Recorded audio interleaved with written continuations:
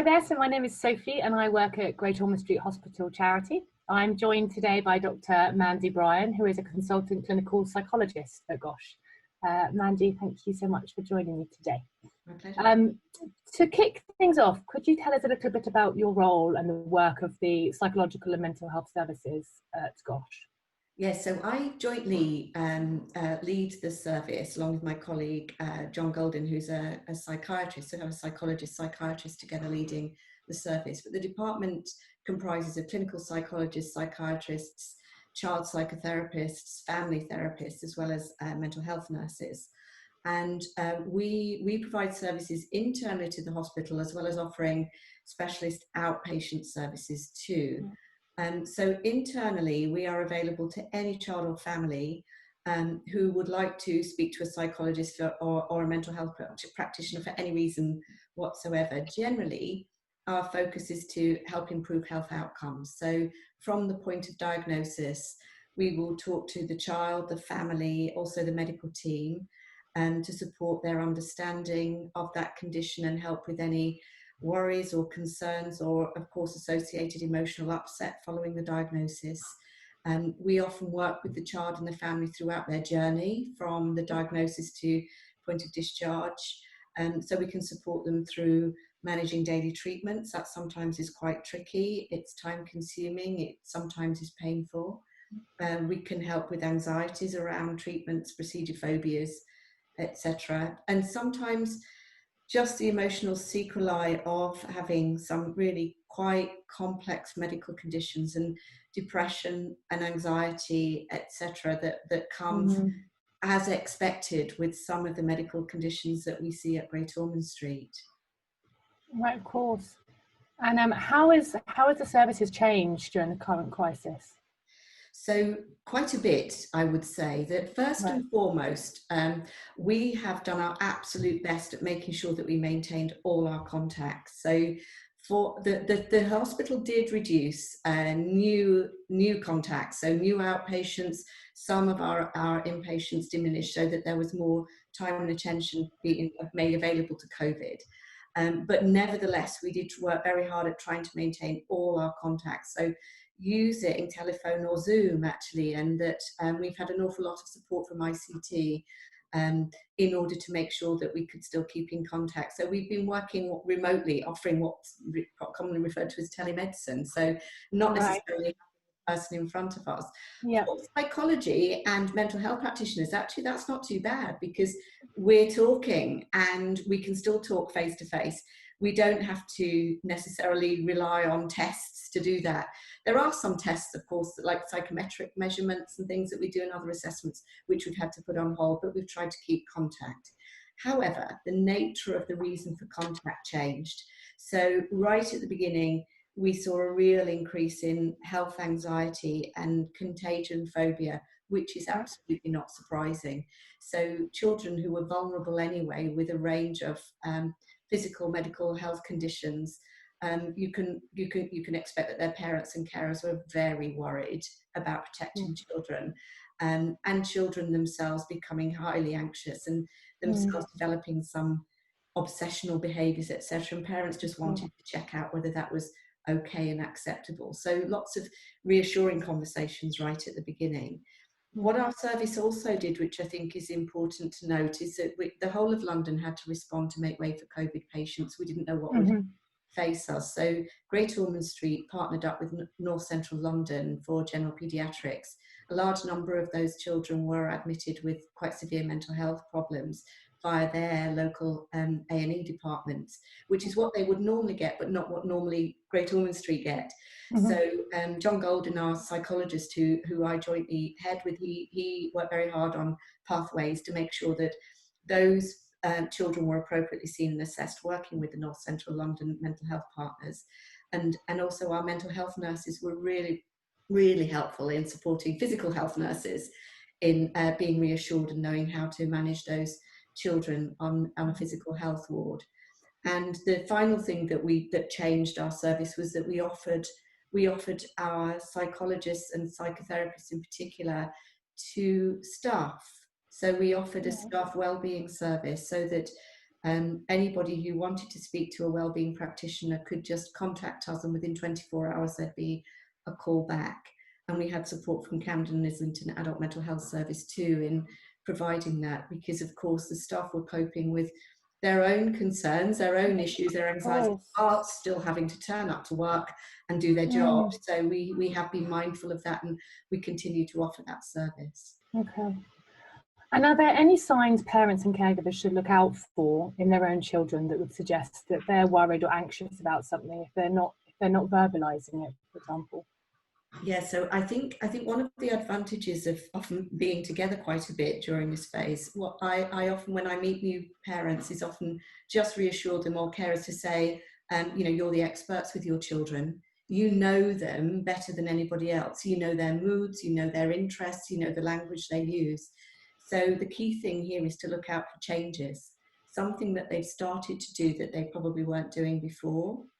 So children that were creative and motivated becoming slightly withdrawn or feeling bored, and just not engaging in the same way, or changes in appetite, either decreased or even increased, eating miles more out of boredom, or increasing behaviour problems, which we're seeing quite a lot of, that from frustration, from anger, from lack of control. That the normal ways in which parents might have been able to manage their children, get them to calm down or to behave, or those sorts of the normal routine strategies start to break down, and that they are all key indicators. And I think the first thing to say is, you know what, it's not surprising, because we have been through and are still going through, what have been referred to as unprecedented times, but this is very unusual. We have no training for this. Families have no training. So it's about noticing, but being tolerant, checking that's exactly what, I think something's going on here, but it's not surprising. So their children aren't suddenly problematic. It's just that the circumstances are presenting with new problems, new difficulties to be dealt with. Yeah. That's a really lovely way to think about it, is that children aren't problematic. Yes, yeah. It's almost the circumstances that are. Absolutely. Yeah. Absolutely. Okay, thank you. And kind of building on that a bit, how can parents and caregivers help their children express how they're feeling and manage their worries? And what kind of techniques do we use at GOSH, as employed at GOSH, to help with those expressions? So what psychologists, mental health practitioners want people to do is to talk, is to tell us about their thoughts and feelings. But what we know is that you can't generally just go to somebody, and certainly children and young children, and in fact teenagers actually, and say, what are you thinking? Tell me your innermost thoughts. So it's about building up that trust, just generating and facilitating situations, and that it means that it's okay to talk. It's okay to feel the way you're feeling. We've been saying lots at the hospital, it's okay to not be okay. And so generally what we would suggest to parents is take it easy, don't force, don't push, but maybe take opportunities to just say, gosh, this is terrible, isn't it? Or if they're reading a book, playing a game, or watching something on television, program on television that might allude to thoughts, feelings, or people just not feeling great, to use those as opportunities to say, even if it's, a character in a cartoon or something, just to say, oh, I've been feeling a bit like that. And referring to yourself is often a good way. So it's like, this is making me feel, I've got butterflies in my stomach. I'm feeling nervous. I've got a headache this morning, and I think it's just because I've just been feeling really bored. So that parents are encouraging their children to identify their thoughts, but also associate them with the feelings that they have, maybe physical feelings or sensations. Sometimes it's helpful to do things through pictures and drawing, or with older children, we often use things like worry ladders. So you can start, what are the things that you're not particularly worried about, or a tiny worry? So with the image of a ladder sort of increasing, you would go up and say, which are the things that you think are important to think about or do anything with at the moment? And then so things that are right at the top, you might say, let's leave that, let's see if we can do something about your little worries to begin with. or building up a flower, petals on a flower, things that are really easy to do or enjoyable, and colour those in, and then build up more petals as more things go on there. Even teenagers like doing things with pictures.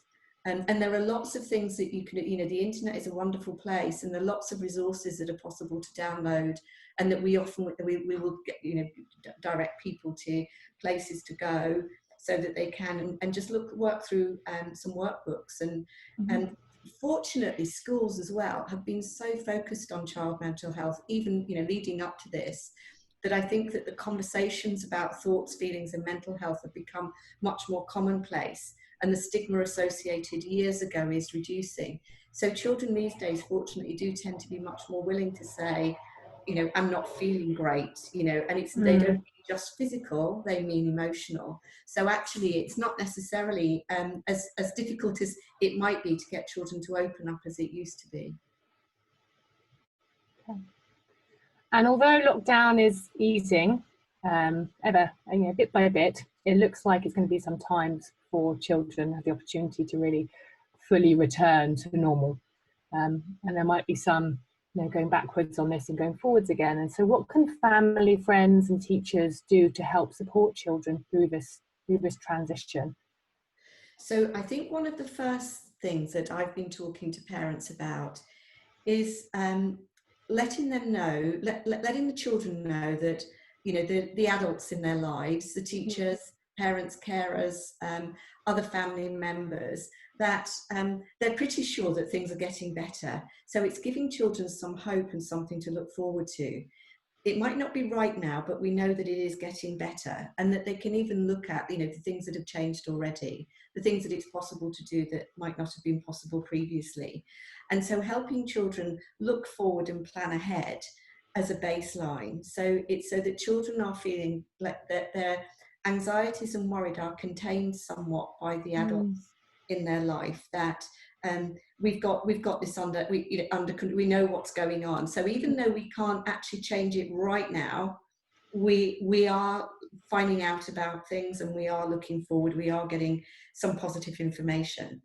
However, at the moment, I think that we've reached a bit of a crisis, certainly for children that we know at Great Ormond Street with underlying health conditions, that as yet a lot of the changes don't necessarily apply to them. There's still concern, and I think it will be much slower for children with physical health conditions before their risks are taken.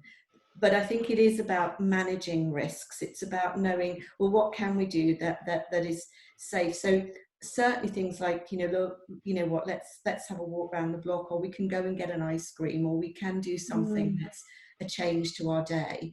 And what's also a nice strategy that some of the families have been doing is almost allowing the child and children, even older children, some control over their day and their week, and planning ahead. So they might create a timetable, or they might be able to choose a range of different activities, and they add them into their timetable, so that there are some rewarding things to look forward to, and increasingly facilitating contact with friends, and supporting social media use, even though it might be an awful lot more than parents or carers might be happy with. I think that giving everybody a bit of a break, as I said earlier, family dynamics have changed quite a lot. Parents are being everything to their children, their friends, as well as their teachers, etc. So it's sort of being easy on everybody, giving everybody a break, and just having some fun times, just so that everybody feels like there's something nice that's happening, and just weighing up really, but what have we got going on, and what can we do? What, even things like, let's have a treasure hunt around the house, or things that are just different, particularly smaller children, going and looking in drawers that they've not looked in, those sorts of things, that playing games in a different way. But also, I think, being mindful that this is tough. I think there has to be a balance with looking forward and feeling positive, with, it's okay to, be annoyed, be angry, to express your feelings, as long as they're done in a supportive way, containing way, and it's not in an aggressive way or a nasty way to siblings or other family members. Yeah. With conversations and hearing about potential second lockdowns, if there's another peak, how what advice would you have around managing how far we go about talking about the future? Because it doesn't necessarily feel like we're going to come out of lockdown and that's going to be it. How do we prepare our children to be aware that we might have to go back to this at some point? We might not, but that might also be something that happens. So how do we create that balance? Yeah, I think it's a really, really good question, because I think what we're all having to do is manage uncertainty, and that's really tricky because you can't give definites, and children like definites. They like to know what's happening next. So I think that what parents can do is just to say, actually being honest, it looks like we're going to be able to go out a bit more. It looks like we will be able to see grandparents. So, we've got some hope, but we don't know for sure. But as soon as we do, let's get planning for it. So there is an element of managing expectations and managing that information. So as much as it's a good idea to share a bit, because otherwise children just feel like there's no hope.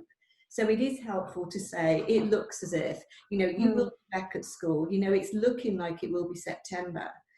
I've been saying to parents that because there's talk of second peaks, but we don't know for sure. Yeah. Unless you're dealing with a teenager who's also reading that on the media and coming back and asking questions, I wouldn't necessarily suggest introducing it. It's causing an anxiety for which we don't know anything about. The only thing I've been saying to parents is, it's not like going into this for the first time. At the first time, we didn't have a clue.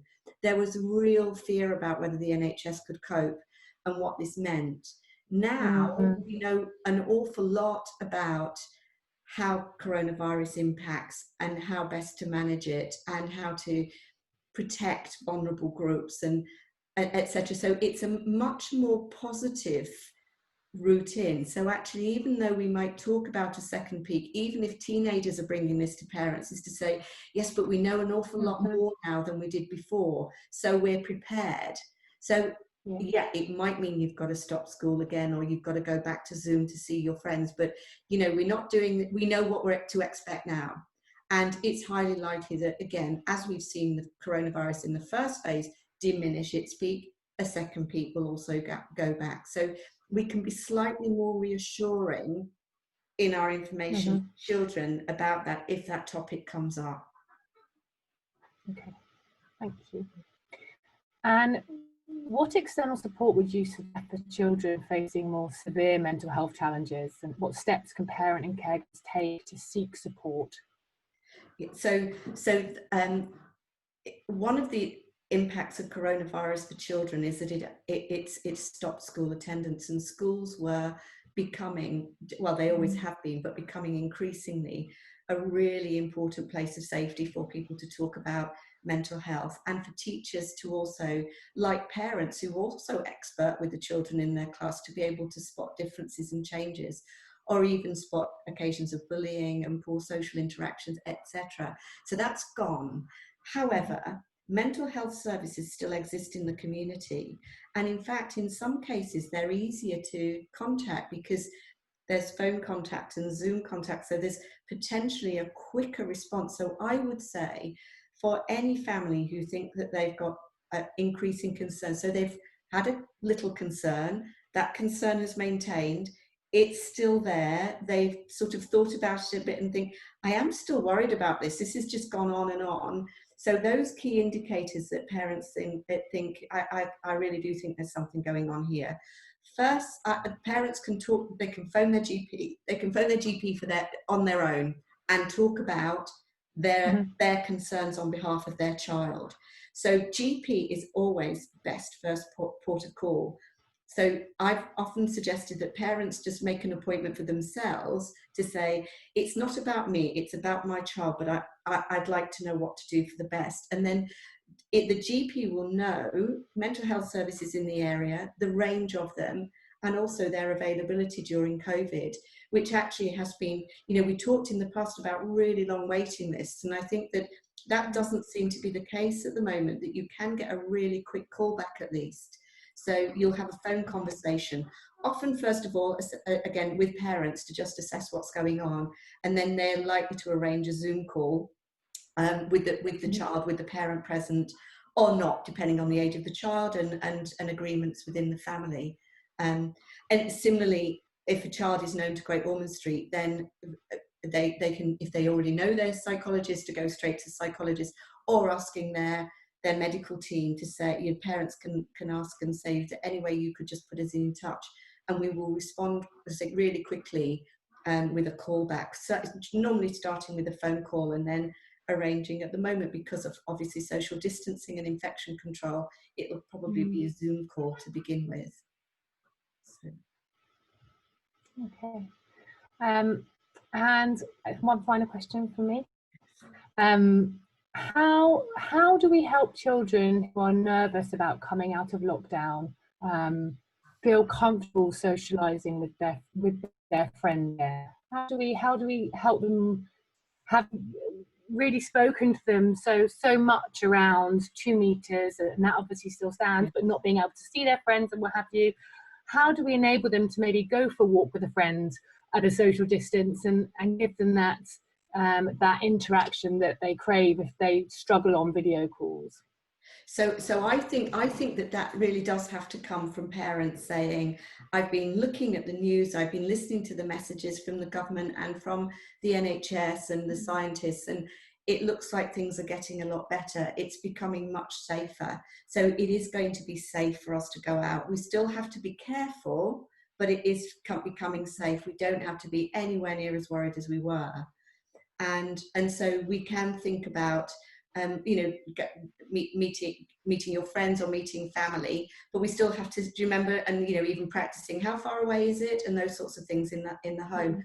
I would recommend, depending, it's obviously parents, carers will know their children, their level of anxiety. If somebody is really timid, I just suggest that they do really small outings. So it might even just let's just go outside. If people have got a garden, great, but if they've not, or if they want to go a bit further afield, just to walk down the street or pick out a landmark which is really easy to reach, and say, and going maybe at times when they know it's not so busy, so early morning or later in the evening, because it's lighter nights now, just to have a let's just go to the corner, or we'll just have a count how many houses we can walk past. So children just get used to a sense of achievement in a really non-threatening way. And if the child says at any point, I don't like it, I want to go home, then don't force that you just go home. But then you say, look, let's see how many houses we walked past, or how many lampposts we went to. Let's do, that was 3 lampposts, brilliant, tomorrow let's make it 4.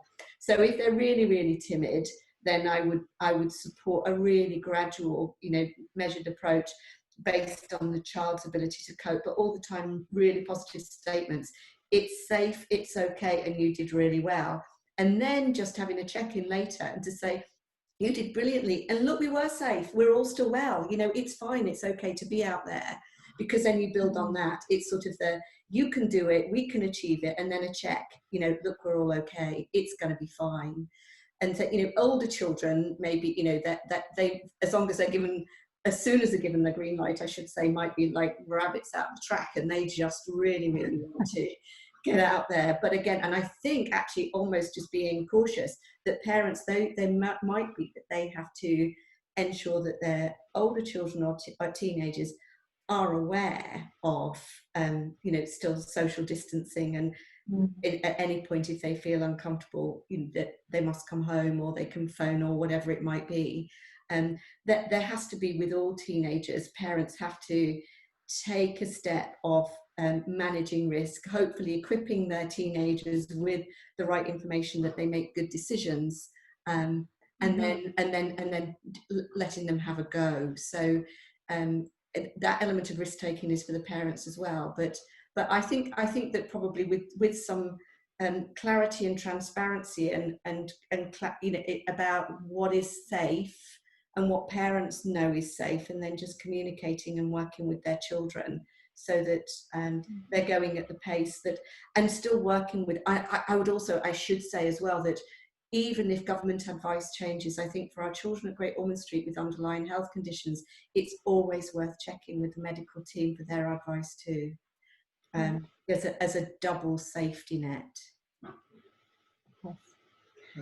Well, Mandy, thank you so much for your time today. It's been great to hear more about what you do, and I'm absolutely sure that what you've shared will help so many parents and carers who are listening. So thank you very, very much.